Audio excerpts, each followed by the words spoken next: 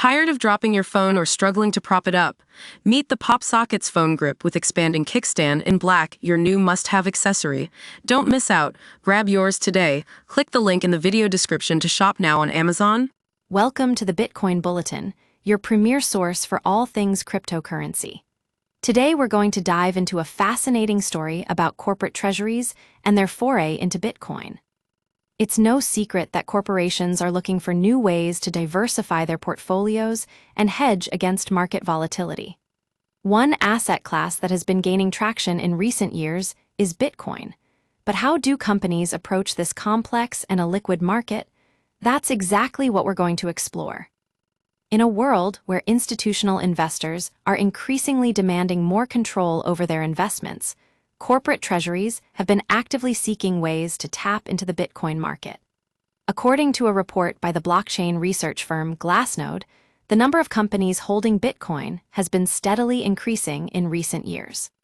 For example, some notable examples include tech giants like Microsoft and Intel, as well as financial institutions such as JPMorgan Chase and Bank of America. But what's driving this trend? Is it simply a desire to diversify their portfolios, or is there something more at play? One way to understand the motivations behind corporate adoption of Bitcoin is to look at the data. In terms of market capitalization, Bitcoin has traditionally been seen as a high-risk investment. However, when we look at the historical price movements, it becomes clear that Bitcoin's volatility can be a major advantage for some investors. Take Microsoft, for instance. In 2017, Microsoft invested $100 million in Bitrafil, a company that allows users to purchase and pay with cryptocurrencies like Bitcoin. This move was seen as a strategic effort to expand Microsoft's reach into the cryptocurrency space, and it seems to have paid off, with the company's market capitalization increasing by over 50% since then. But what about companies like JPMorgan Chase?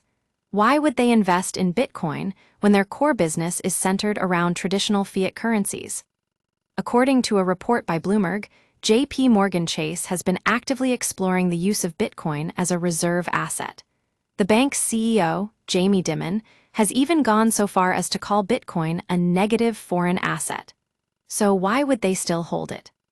One reason could be that JPMorgan Chase sees Bitcoin as a way to hedge against inflation and market downturns. By holding a portion of its reserves in Bitcoin, the bank can potentially reduce its exposure to traditional assets. In conclusion, corporate adoption of Bitcoin is on the rise. From tech giants like Microsoft to financial institutions like JPMorgan Chase, companies are recognizing the potential benefits of diversifying their portfolios with this illiquid asset class. Whether it's for strategic expansion or risk management purposes, one thing is clear.